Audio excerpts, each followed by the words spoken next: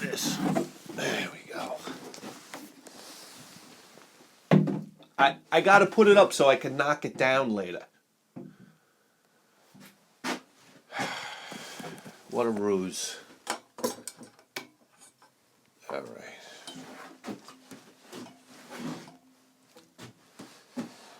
Here we go. First sip of coffee, huh? First sip of coffee. You want to see what I do for this show? You guys think I'm bullshitting you? Here we go. 4:11 in the morning. How you doing? I'm doing great.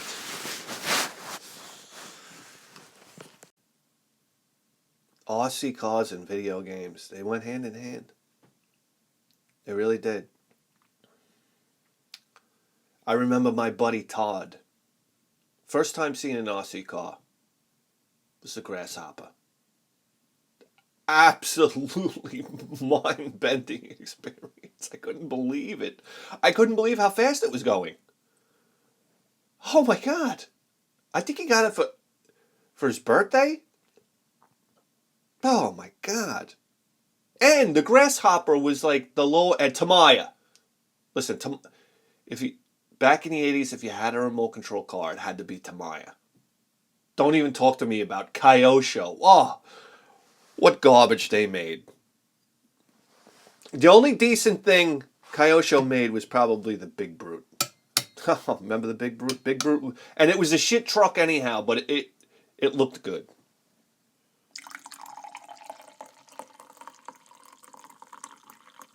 Yeah, and then that would be you know what, Nintendo and RC cars are synonymous with each other because I remember, you know, playing Nintendo back at the in house, and eventually you play on a living room TV. And eventually your mother and your father would get so fed up they'd kick you out of the house. So, yeah. Then Rex got a Falcon. Whoa. Falcon was high end, man. The Grasshopper had the RS-380 motor in it, which was like, meh. Then Rex got a Falcon, had an RS-540 motor in it. You could just guess who was King Cock on the block after that. The Falcon had all metal ball bearing kit in the wheels. What? Oil-filled shocks? What? That was like the big upgrade. First you put the ball, because you couldn't afford anything. So first you do the ball bearing kit. Oh, whoop-de-doo. Look, the wheels spin a little longer than the plastic bushings. Yeah, that's picking me up a whole 90 miles an hour. That's what you do. You do that upgrade, you put on the metal ball bearings, and then you do the oil-filled shocks. Woo! Oh, you had to have oil-filled shocks, remember? If your RC car didn't have oil-filled shocks, don't talk to me. I don't even want to know your name. What, are you kidding me? And then my father. Oh my God. I was slated for my birthday to get the Grasshopper. I was so into, oh, Dad, I want the Grasshopper. Go to the hobby store. What is the... I was ready to go. Grasshopper on the table. What does the salesman do? He does the old bait and switch. He puts this... He must have cut my father some killer deal or whatnot. I wind up getting... Here we go. You ready for this? You never heard of it before. You know why? Because it was discontinued almost immediately after it hit the shelf. The Hunter. Oh my God. The story with the Hunter is the Hunter had this so sophisticated rear independent suspension. Oh yeah. Little metal universal joints and everything in the back, right? It had this cantilever suspension where the suspension would operate like this and like this. But every time you would make a turn, the rear tire would fall under, would like roll under, and the car would do the most incredibly fantastic flips in the air. You'd go to make a turn, at speed, you'd make a turn, and the car would immediately like leap into the air, do these flips, and then come crashing down onto the floor. Oh, my friends the whole neighborhood thought it was the funniest thing, except for me. It was ridiculous. I mean, it took you about It took you less than 5 seconds to realize why this car got discontinued. And that's been my life with everything. I got my ColecoVision, discontinued. I got my Nintendo. Well, I got my Nintendo. That was the only thing that I ever had at actual relevant time. I got my TurboGrafx 16, discontinued. I got my Atari Lynx, discontinued. I got my Sega Saturn, discontinued. My Atari Jaguar, discontinued. I got my Dreamcast, discontinued. It's like, if you ever want to sink a gaming console, just allow me to buy it. So that's it. I have my RC car, discontinued. Oh my God. And then you couldn't get any parts for it. Everybody's upgrading my car. Yeah, I'll get the new tires for the Hunter. Had different rims naturally. Couldn't find tires for it. My tires were all worn out. You'd have those nubby tires. That was the thing. You want to upgrade your car. Oh my God. Everybody on the block had a different car.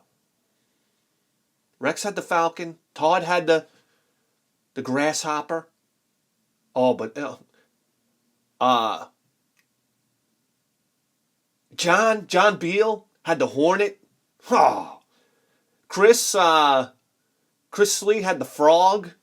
Oh, nobody wanted the Frog just because of the name. The Frog.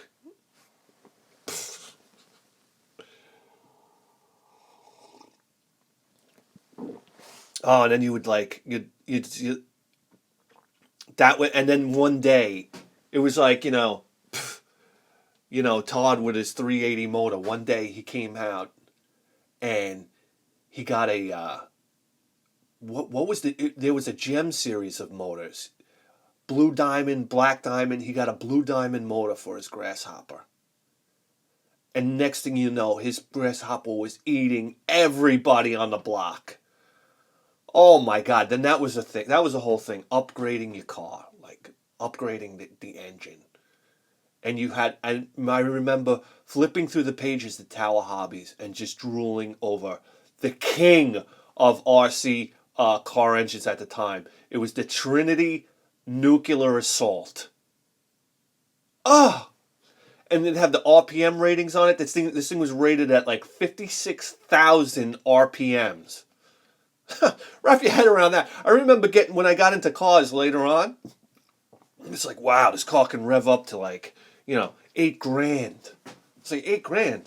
My Nuclear Assault could do 55,000. Not impressed.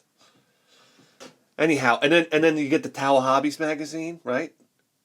And the biggest mistake Tower Hobbies ever did was making it a 1-800 number you can call and talk to a sales rep. And I would get on there and I'd be like, I call a guy, I'd ask about all the motors, one after another. I'm responsible for turning every Tower Hobbies rep that I talk to into a raging alcoholic.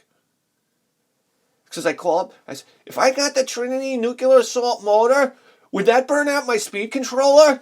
The guy would be like, yes, you have to upgrade your speed controller to an electronic speed controller. Oh, okay. Well, do you think if I use the Novak, it would be able to handle the power of the? Yes, but you'd have to upgrade your battery. You'd have to go to a 7-cell battery. Oh, okay. So if I got the 7-cell battery with the hump on top of it, would it fit inside of my car? Like the guy would finally be like, I don't know. Then I eat lunch and call back.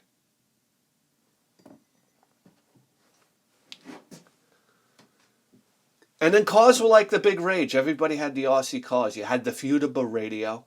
Listen, I know this isn't impressive now. Because you lithium-ion batteries and brushless motors have completely revolutionized RC cars. I could go to Kmart now and buy I could buy an RC car that would eat everybody's lunch on the block now, if I could go back in time. These things do like 300 miles now. 300 miles an hour. I could go into Costco now and buy a drone that I could fly into your Aunt Connie's house and film her taking a dump. It's ridiculous. And these kids don't appreciate what they have now. You had to have the old RC cars to appreciate the new RC cars now. Kids see him now, and it's like, oh, it only does 120 miles an hour? Huh. I'm falling asleep. Oh my God. Back in the day, to do like 30, 40 miles an hour? This was like you might as well have been Chuck Yeager.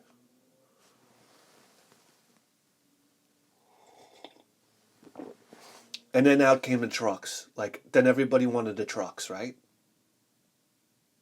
Who was the first one? The first truck I ever saw was the lunchbox. Oh, the van. John got it. John Beal. He had the lunchbox van, and that thing had a wheelie bar on it, and it would pull wheelies.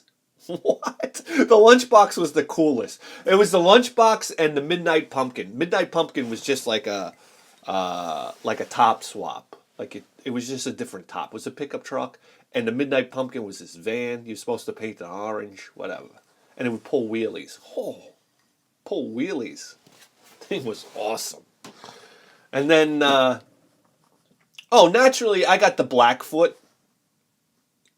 Anybody that knows the Blackfoot, this is my fucking luck again. I get a cursed remote control cars. The Blackfoot was legendary for stripping out its gearbox.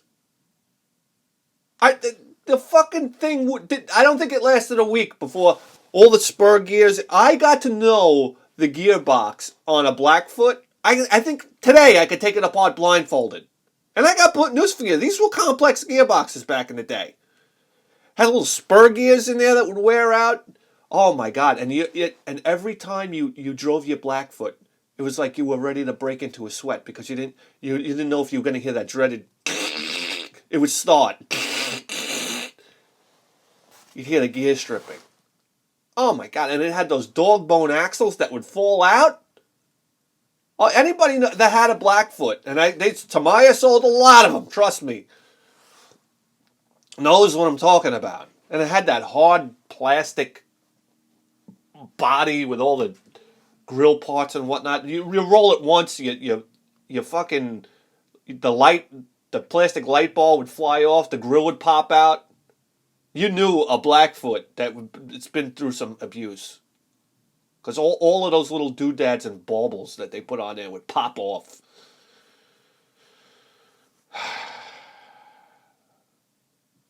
I know I'm going on here, but I gotta have a sip of coffee for the next one that we're about to talk about.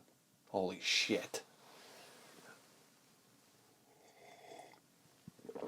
My buddy Frank. I don't know what he got it for Christmas or his birthday. I don't know how he managed to get this because this was like... He got the Clodbuster. Oh my God! Do you guys remember the Clodbuster? Let me explain to you right now. Had tires on it this big. They might have been bigger. 4-wheel drive, 2 RS 540 motors. They might have been bigger. They might have been 720s or 780s or something like that. 4-wheel drive, 4-wheel steering. This was like a Star Destroyer on 4 tires. Oh my God, this thing would climb up everything. It would go up these big rocks. He had these big, like, his parents were smart. They tore out the whole front lawn and they just dumped rocks in the front yard. Like stone. What a genius. That guy never had... The day he finished landscaping with those rocks, he pushed the lawnmower down by the curb for the garbage man. God love him. Anyway, got the Clodbuster, and that's it. You brought the Clodbuster out into the street around everybody else. You were running over everybody's cars. Clodbuster. That was he was King Cock on the block. That's right. You brought out the Clodbuster. You might as well have pulled down your pants and had like a 12-inch dick swinging down to your knees. Clodbuster. And the name, the Clodbuster.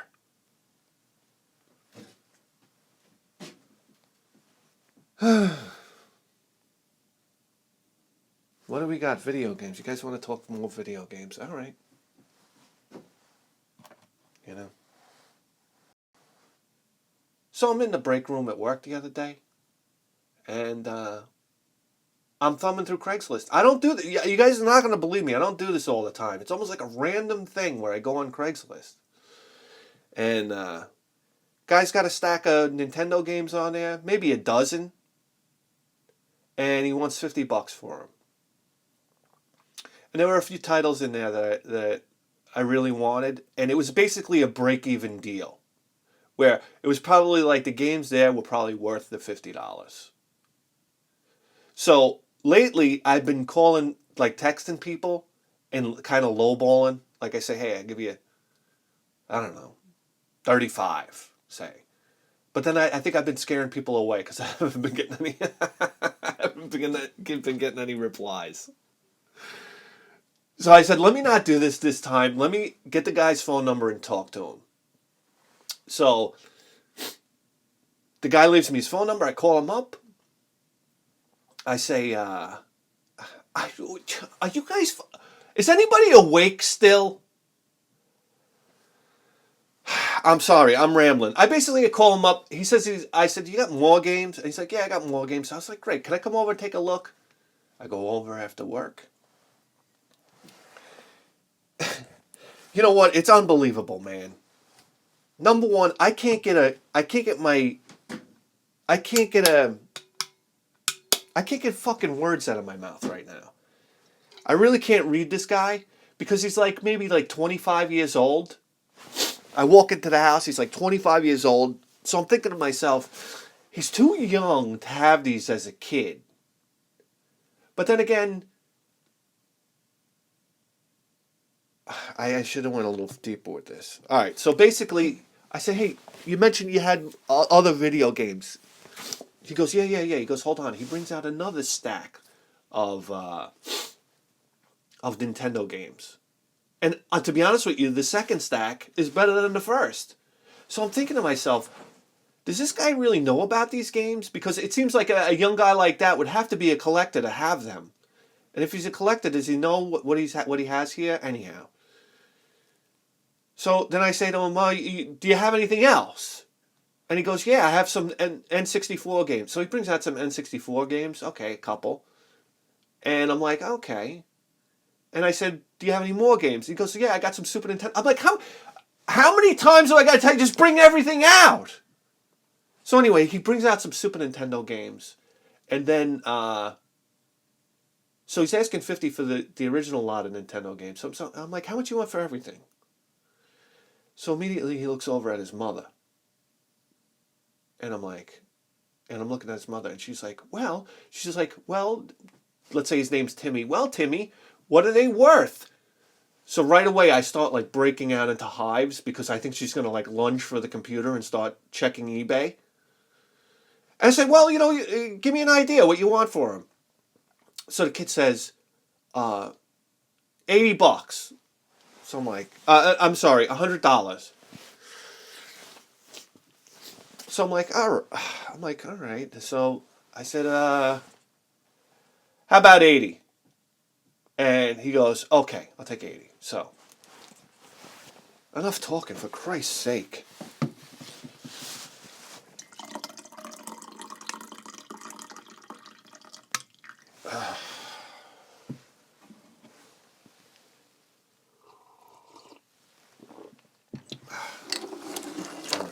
So here we go.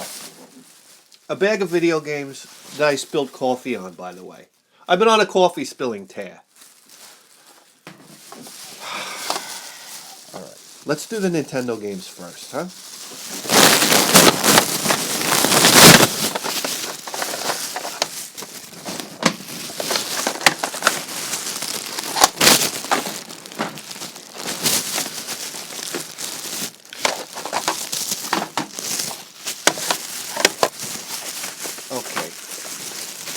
I don't know exactly what was in the first lot because I just tossed everything in the bag.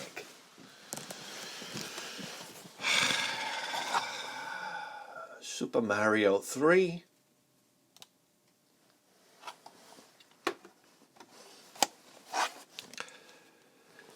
Star Tropics.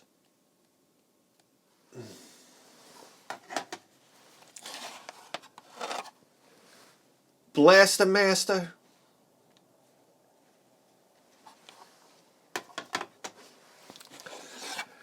The Legend of Zelda. I mean, I think these were this was from the first lot. So Legend of Zelda. Wow, Hide the Coke. Pinball. Wow, this is interesting. This was Grandma Walker's game.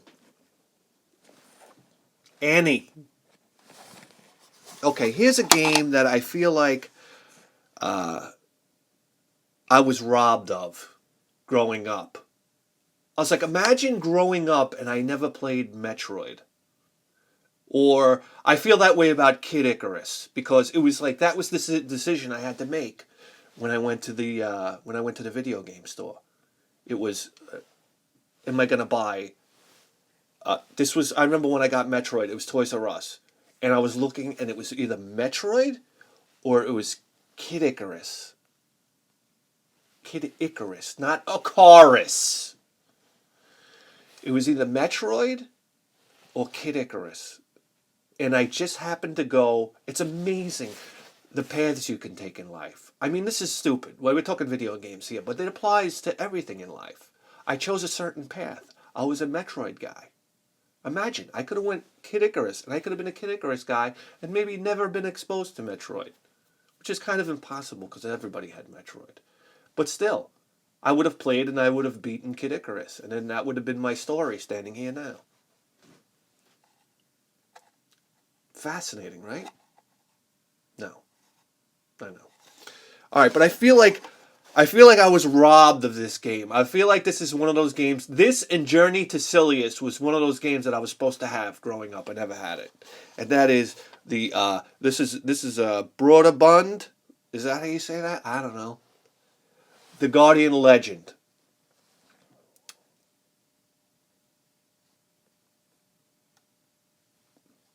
Never played it. Seen some footage of it, but it just seems like one of those games everybody should have had growing up. And wow, if we don't have another copy of Time Lord. Very exciting.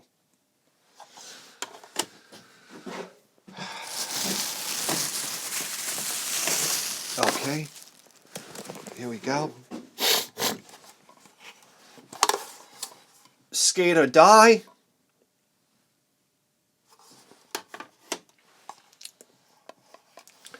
Top Gun.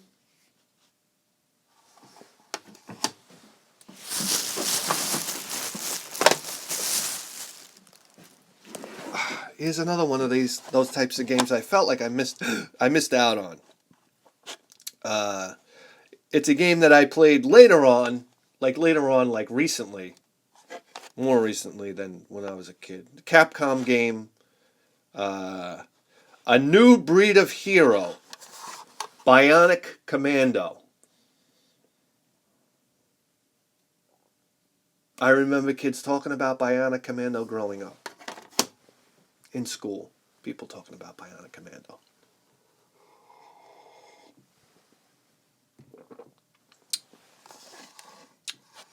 Ghostbusters. I think the game gets a bad rap. I never played this one. I used to play the one for the Commodore 64. And I used to think it was a great game. You know, me and my buddy Rex used to play it, and we thought it was a great game because we were playing Ghostbusters. It was Ghostbusters. Look, anything connected to Ghostbusters. It was like, I remember you had the Ecto-1 and you had a forklift and you had to like load all the equipment on the Ecto-1. And then you would go out and you would, come on man, you would shoot the blasters and try to catch Slimer. And I just remember the Stay Puft Marshmallow Man crushing all the buildings. The game was impossible. It was impossible. I remember at the end you had to go up the stairs. It was impossible. We played that game over and over and over again. We just couldn't get it. Remember going up the building to meet this? I think we got to the Stay Puft Marshmallow Man and just got, I don't know, incinerated. The game was impossible. I don't know. For young kids, it was impossible. Maybe today, not so impossible. Wow, it's amazing how these games, like, like my whole life I've never run into a copy of Monster Party until like until we started this whole Nintendo collection. Now we're up to 3 copies of Monster Party, and this game just keeps flying at me. All right. Wow. Guys, here's a classic one. Oh my god, I remember renting this. It's a solid game, I guess you could say. DuckTales. DuckTales was a big deal. Fun game. It was a real big deal back in the day. All these cartoon themed games were so popular. I remember getting Tailspin on the TurboGrafx 16, and that was like, wow, how exciting. You know, you're playing cartoons on your television. It was a big deal. Why Capcom never stepped up to the plate, and DuckTales was a great show, by the way. Why Capcom never stepped up to the plate and made a Gummy Bears game, huh? Now you're talking. Gummy bears bouncing here and there and everywhere. You could have had these bears that you selected each bear, and you could have been bouncing around on top of things. You drink the gummy juice, and next thing you know, you're bouncing. It's the best premise for a game. It's platforming 101. Drink the gummy juice.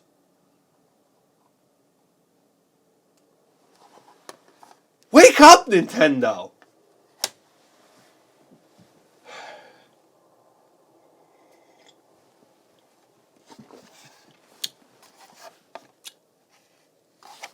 Tetris 2?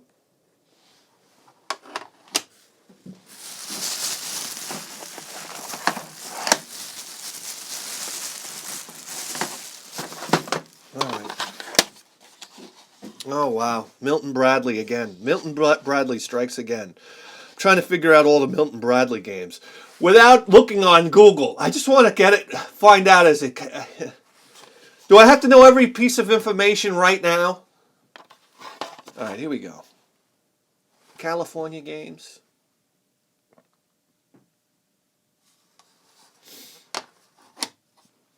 California games inferior to the Atari Lynx version. Absolutely inferior. Just had to put that out there. All right, wow, look at this Activision. Yeah, I remember picking this up at a garage sale and playing it, and not for very long. The Adventures of Rad Gravity. I thought, just by judging by the cover, I was like, wow, this game's going to be awesome. And it wasn't. And, whoa, here's an interesting game right here. And I can remember when this game came out. It was a 3D game. You had to put on your 3D glasses. And it was 3D World Runner. And I can remember even back in the day not being impressed by this at all. I just remember you were running. It was almost like, it felt like Space Harrier. But you were running and then you would jump over these huge chasms. And it would have this 3D effect, but I don't know. It couldn't have been that good because it didn't really stick in my mind that much.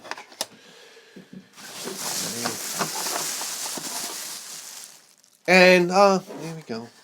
Yeah. Aussie Pro-Am. Wow.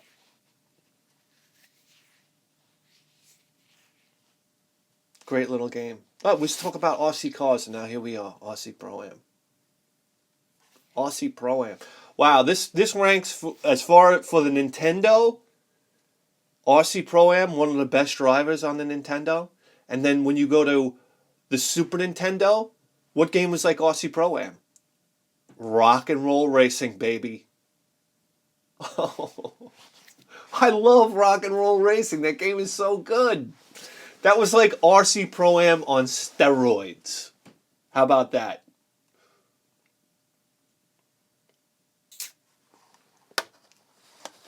Okay, so there we go. Those are the Nintendo games. What do you got here? 1, 2, 3, 4, 5, 6, 7, 8, 9, 10, 11, 12, 13, 14, 15, 16, 17, 18 Nintendo tapes. I mean, we have a lot of these, but I say there's probably a third of here that we don't have.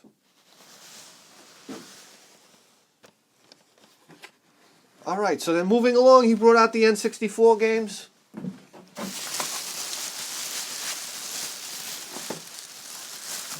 So I was like, all right, what do we got here?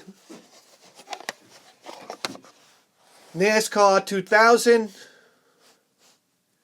Yawn. Jeremy McGrath Supercross 2000. Yawn. This is interesting. Tetris Sphere.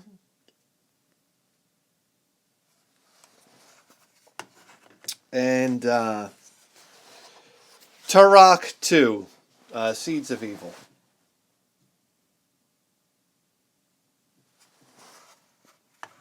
I remember seeing, I think Electronics Boutique had the first Turok, the Dinosaur Hunter, but I think it might have been the PC engine, the PC version they had playing in the display window. I just remember this guy running around. And it was back when 3D was kind of hard to pull off. So that remember when everybody was running around in fog? And, that way they could deal with the fact that you couldn't really render stuff in the distance. I just remember Turok running in the fog, and then all of a sudden these dinosaurs would come out and attack him. It's pretty unreal, man. You were seeing the evolution of video games right in front of your face.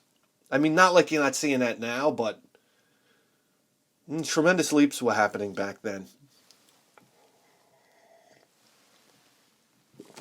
Okay. And then he brought out some Super Nintendo stuff. Here we go. Super Star Wars.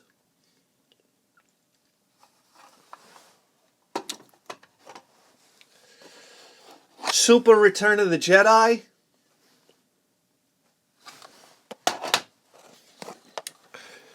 Jurassic Park.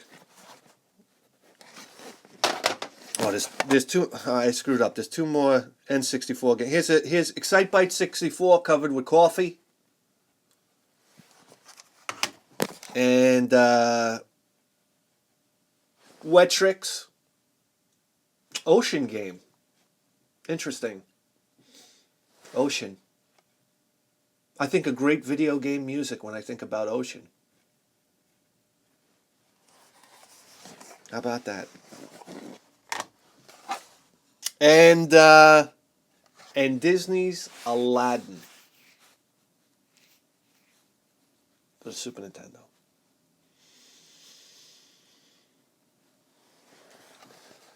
So that's it. 18 Nintendo games. 4 Super Nintendo games and 6 Nintendo 64 games. $80. Listen, I'm not the type of guy that just swings around $80, all right? That's a lot, but in the dead of winter on Craigslist, if this was a garage sale, we'd have to do better on it. But for the dead of winter, I felt like I needed to do some work, and it felt good to do a little work. So there we have it, guys. Let's get these games into the cabinet, because I'm Bithead 1000, and you just tuned in to the greatest video game program in the history of human civilization. And you better believe that. Let's do it.